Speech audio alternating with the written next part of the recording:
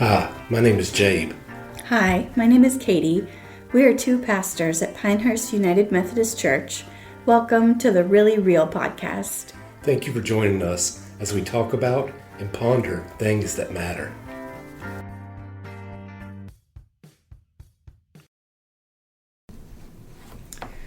This week I'll be interviewing Pastor Jabe on his experience of the opioid epidemic. And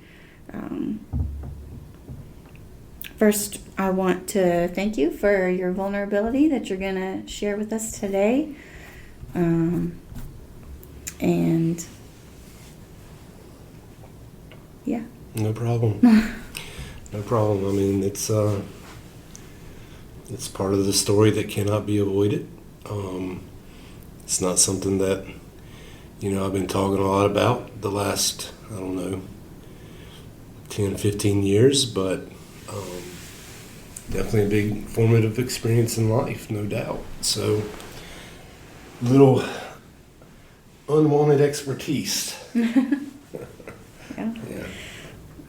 So you've been working on your memoir, and I know that a lot of that has involved recalling memories from that time in your life, and that has brought up not just memories but feelings from that time.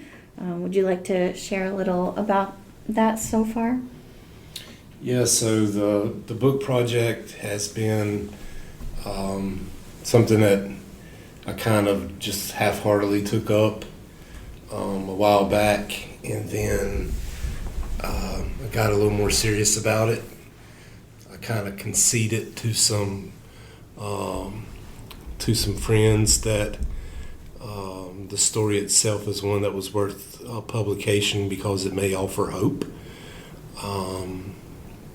But it's been hard because of the reliving of so many tragic and traumatic situations. It's been one of the most emotionally draining things that I've done in a very long time. Another motivation for wanting to do this is so that the people I'm writing about with these tragedies and traumas, so that they can live on not just in my memory but in the imaginations of others, with kind of a therapeutic hope that through writing it I won't be as haunted by a lot of this stuff as I currently am. Yeah. So yeah, it's been an interesting time, kind of living in the present, and trying to be fully present in the present, with church life and family life and all the other ways in which I have to be present now, but also still having at least part of a foot back in the late 90s, early 2000s. So, yeah. Sure. Well, to start from the beginning, I'd ask what led you into addiction, or what led it to become prevalent in your community, and how did it end up affecting your daily life in that time? Yeah, so where I grew up, drug use was prevalent within a large portion of the community, and it became even more so around the time that NAFTA was passed. So when NAFTA happened, a lot of our industry went away. We had people not only in our town, but people throughout the region who would travel into our town to work. And then when NAFTA happened, a lot of that work went to China, and then parts of Mexico and Central America. Honduras was a place that one of our largest employers went almost immediately. And so that just caused the area to become very depressed. And it happened for me at a time when I was very vulnerable. I was already, since the age of 13, using some form of narcotic or another on a daily basis. And then, as the area around me crumbled, I kind of crumbled with it. My friends and I, there were a group of us that were very close, and we all fell into the trap. And then, in the late 90s, this new miracle pain medication came out. It's called OxyContin, and the company that created it and marketed it, they targeted Appalachia. There's some really good books and movies or streaming series that show what it was like behind their curtain. I can tell you on our side of the curtain, it was ugly.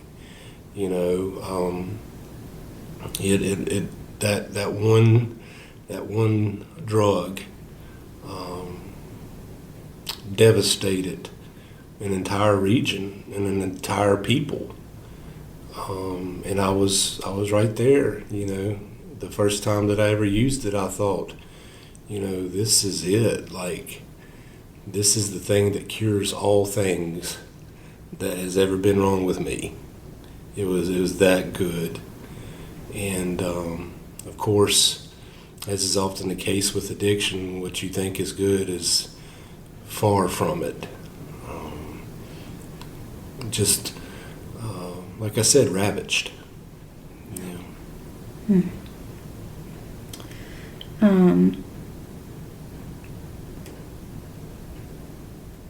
Who or what led you to get help getting clean? What did that look like for you? Was there a moment that became a turning point, a specific person that helped you? Or Desperation. Both times.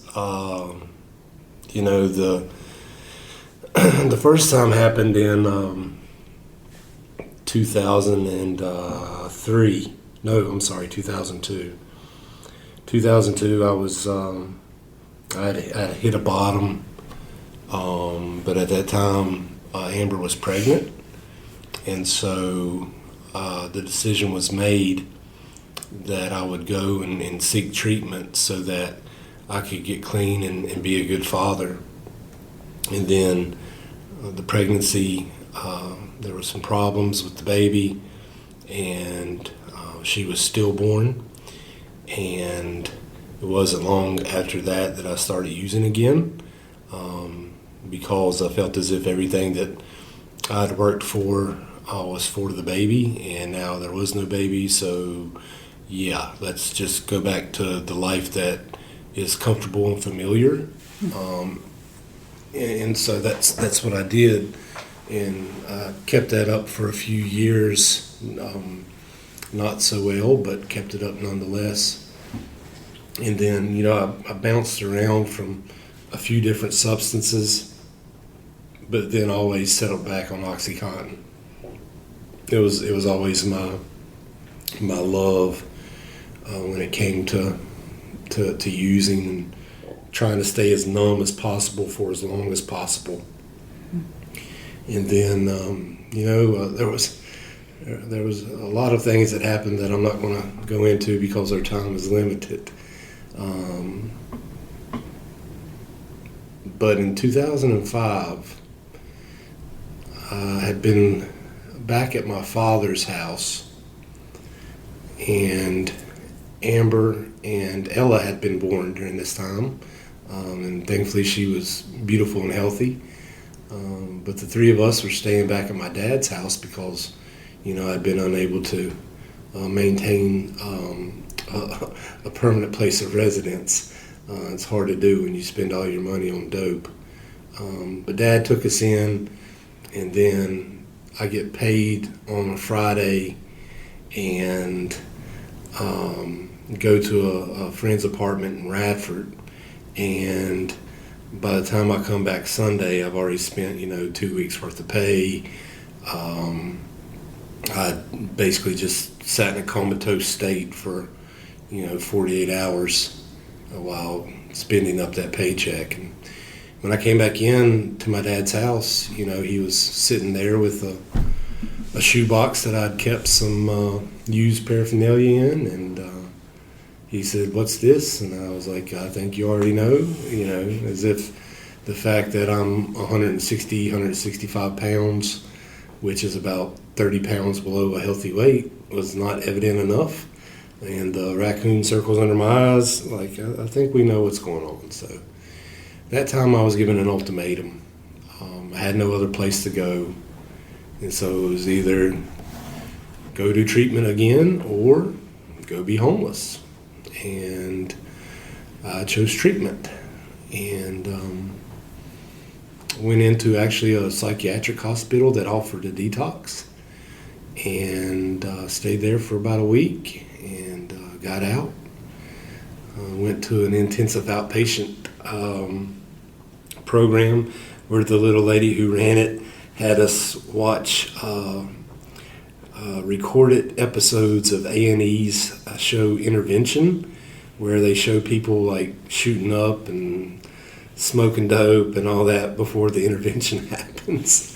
And for some reason, Not triggering at all, I'm sure. for some reason, this lady thought that, hey, for a room full of junkies, we should show other junkies getting high and call that treatment. But I had to go so I could have a place to live. So I kept going, and eventually, just a miracle happened. And it's 20 years now. Since that ultimatum, and needless to say, a lot's changed. Yeah. You've talked to me a bit about AA and NA type programs being helpful, and how there are pros and cons to getting the daily treatment for substances, also having pros and cons. Do you want to touch on how those can both be helpful and harmful? Yeah, so the first time that I got clean, it was through a methadone clinic. And so what happened in our area was that as the OxyContin became more and more prevalent, and obviously people were getting hooked, and you just couldn't stop. Like if you tried to stop, it would kill you. You get so sick. It's kind of like having the flu and COVID and diverticulitis and all of that all at the same time, while also having the mental anguish of knowing that there is something out there somewhere that can make you better if you only had the money or the knowledge of where to find it. Okay? And so methadone became the solution. So they opened up some clinics around the area, and almost all the people who I knew who had an opioid problem ended up at the methadone clinic at some point or another, which the great irony in that is that methadone is an opiate. The other very sad irony is that the majority of people who I love, who I and others have lost to overdose, actually overdosed on the cure. So the mixture of methadone with other medications in an attempt to increase the methadone high, it turned out to be deadlier than the OxyContin, which is it's so heartbreaking that the cure kills you. But it should be no surprise that the cure kills you, because the clinic was so corrupt. You could up your dose by 10 milligrams a week. So they start you on 40. And so all you have to do is 1 week later come in and say, I have cravings. you'd be on 50. Come in a week later, I'm on 60. Come in a week later, 70, so on and so forth. I knew people who were taking as much as 180 milligrams of methadone a day. The only way you would need that much methadone is if, you weighed 4,000 pounds probably.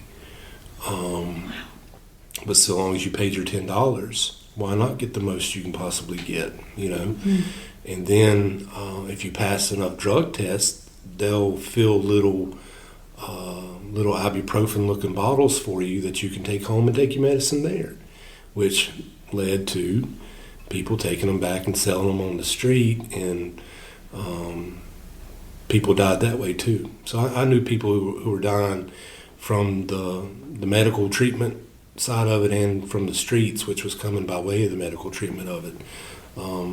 Many people died. I've never been to a friend's wedding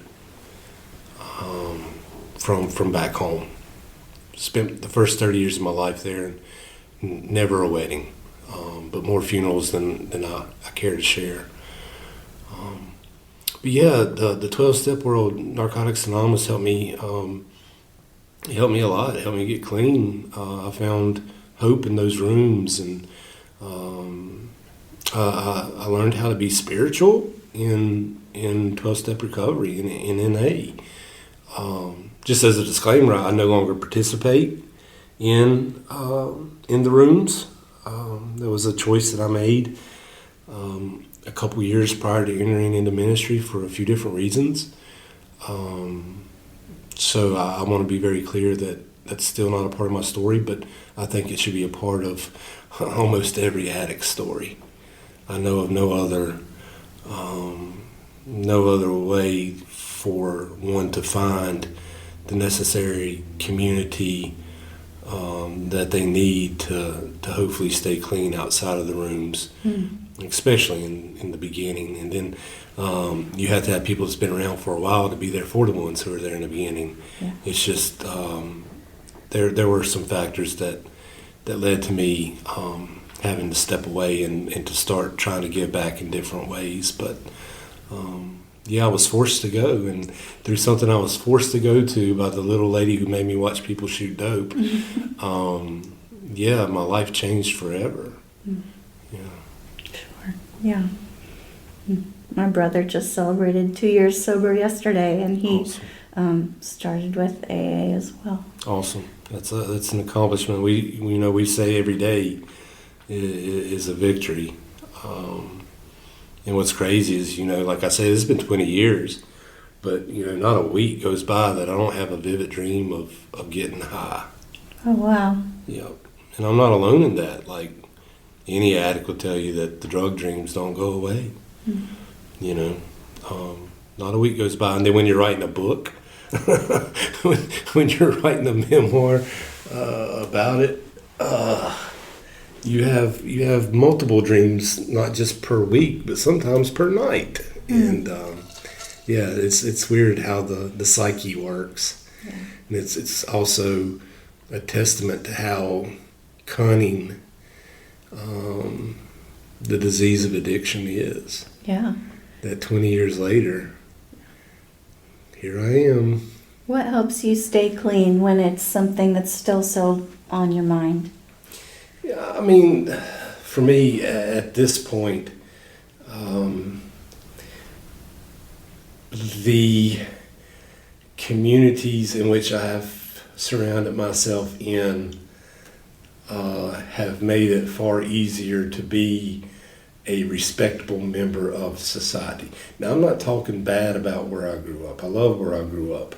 But had I stayed there, it would be a much harder battle than what it is now and what it was in my previous community. And I also use the word community in a way in which I mean those who I'm around in those places as well. And again, nothing against my friends, especially my childhood friends. Like, I'd hang out with them right now if they were nearby. The ones who are still alive are doing good. But there was those other people on the fringes who, if I were to drive past their apartment on a bad day, it might be harder. You know, one thing that they say in the rooms is that when you move away, you still take you with you. And so I've just had to learn over time who I am. And I would also say that God has done some stuff in my life in which, you know, like the Apostle Paul, in many ways, I do feel as if I am a new creation. Even though I still dream dreams, I still feel as if I am a new creation. Like in my waking hours, there is not a desire to, you know, shoot or smoke any dope. You know, it's just not there. Thanks be to God. Yeah, thanks be to God. I don't think about it. Yeah. I see people who are obviously under the influence, and I say, but by the grace of God, there go I, you know. And I have great compassion for those folks, and I hope that the miracle finds them, that the prevenient grace that's being poured out in their life catches up to them in a way in which they have an epiphany, coming to believe, an ultimatum that hopefully saves their life. Because the end game to addiction is early death. You don't see a lot of old addicts, right? Most of us don't make it. Most who I've known did not make it. It's just the way it is. Yeah. In a similar vein as that part of that answer, what role did faith play in your life before getting clean? And how has your faith changed or maybe even deepened since getting clean? Yeah, so I didn't really grow up in the church. Went to youth group some. Right before my parents got divorced, we started going for like a year and had some good experiences there. But, you know, mostly church was a place where my friends and I would gather for shenanigans because we were required to be there for youth group, and then our shenanigans would continue outside of youth group. So it was just supervised shenanigans. And then, as I said, it was really NA that taught me how to be spiritual. I started praying there and didn't know exactly who or what I was praying to, but I was praying. And then Amber started going to church, the same church that my family had always gone to, little white church by a creek on Allen Spring Road, which is the road that I grew up just off of. And, you know, they were taking Ella, and they talked me into going and started going and participating in the life there. And all of a sudden my prayers just kind of started changing. And like the Apostle Paul had a moment on the road to Damascus, I had a moment on the road to Elliston, which is where I was working at the time. And I heard the voice of God, and basically said pretty much the same thing that the voice said to Paul. You know, I'm Jesus. And from that moment forward, I would say that I became a professing Christian, and started trying to be present as much as I could be.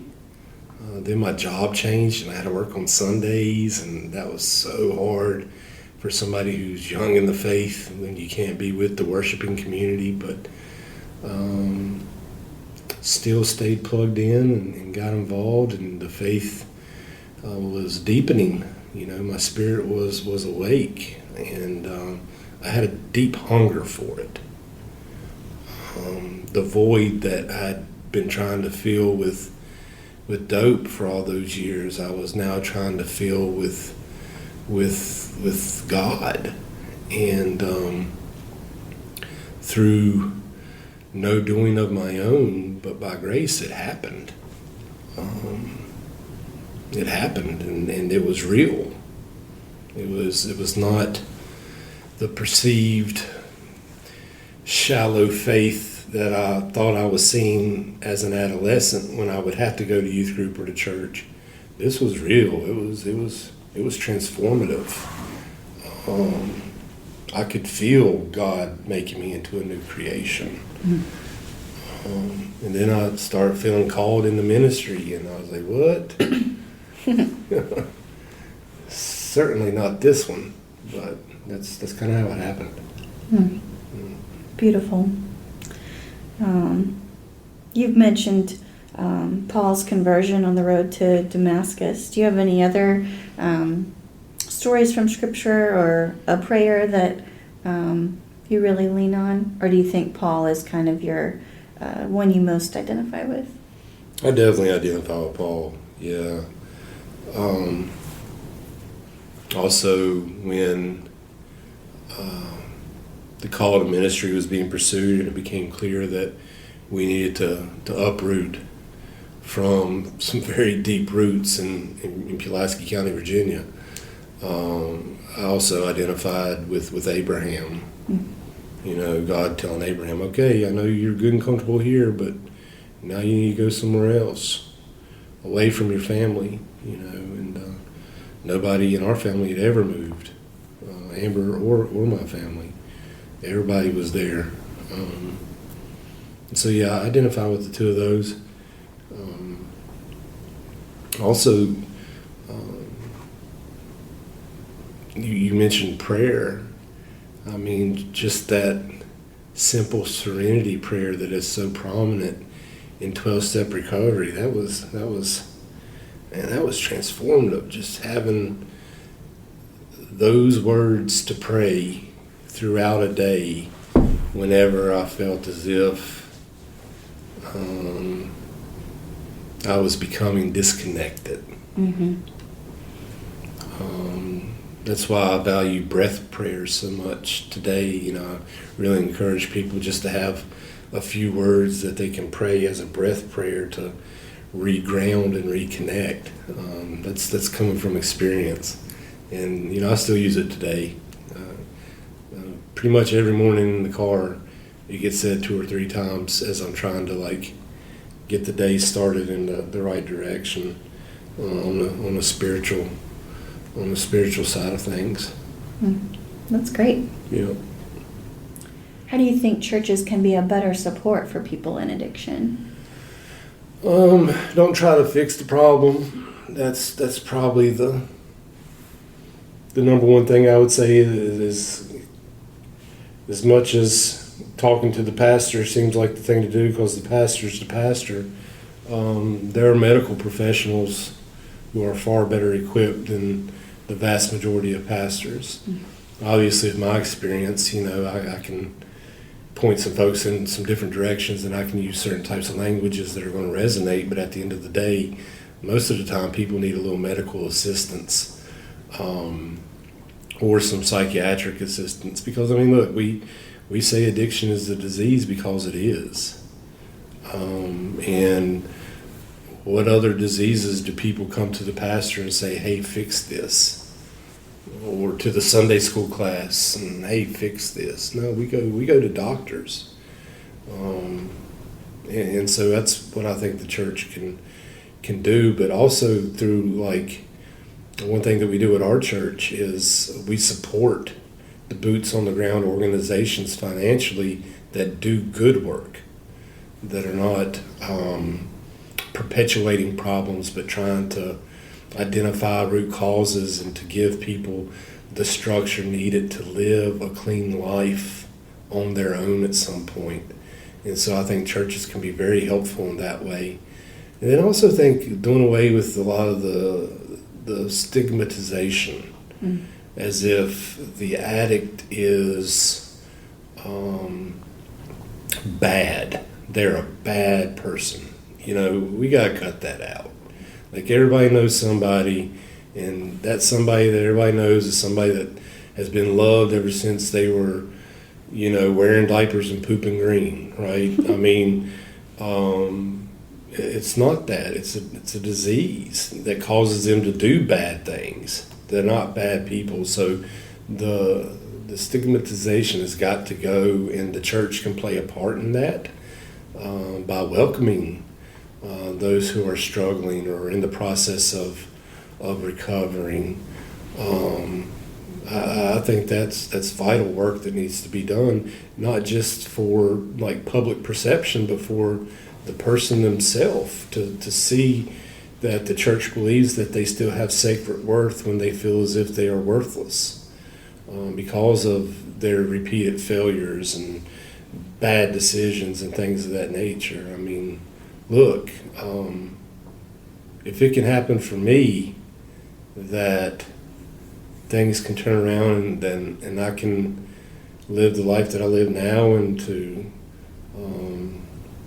lead alongside the people I lead alongside now and to work hand in hand with others to have real impact in community. Like, if it can happen to me from where I came from, you can't write anybody off. You can't write anybody off until their breath leaves. And again, that's a reason why I'm going through the pain of writing the book, is because people convinced me that, yay, people need to know that it is possible. And if I'm an example of that, then maybe a lot of the pain and suffering will be well worth it. But yeah. Yeah, you have a redemption story for sure. Yeah. Not one that it's like I never wanted to when I entered ministry. I was very clear early on that I did not want to be known as the former addict. I did not want that to be like the thing where like a church wants me to come speak and tell that story. Look, I have the story to tell, and at times the story gets told. But outside of that, I'm called to this, and I would have been either way. Mm-hmm. You know what I mean? And since I'm called to it either way, I don't want it to be something that kind of hovers over all of my ministry. And so that's also in part why there hasn't been any attempts at telling the story in a larger sense prior to now. Because I just want to be, I'm just Jabe. I just want to preach and tell stories and teach Sunday school. Pastor's Bible study, and I just want to just be what God had called me to be long before I ever put the first substance in my body. And I appreciate the places that I've served, in Faison and at Pinehurst, where I get to just be Jabe, the preacher, the pastor. And I'm not put on display as like the circus freak or the one-trick pony. Of course. All he has to talk about is where he used to be and how he's been redeemed and all that. Like, no, I don't have any desire for that type of attention, and I hope that type of attention can still be minimalized if this book is published and a few people get a hold of it. I don't want to be talking about it every month. Sure. Yeah. You have too many other gifts to share to be limited to that. And I like sharing them without having to relive all that over and over and over again. So, yeah. Well, since our topic for this episode is addiction, our last question is, what would you say to someone listening who's in addiction right now? Well, you're not alone. You're not alone, and there is hope. And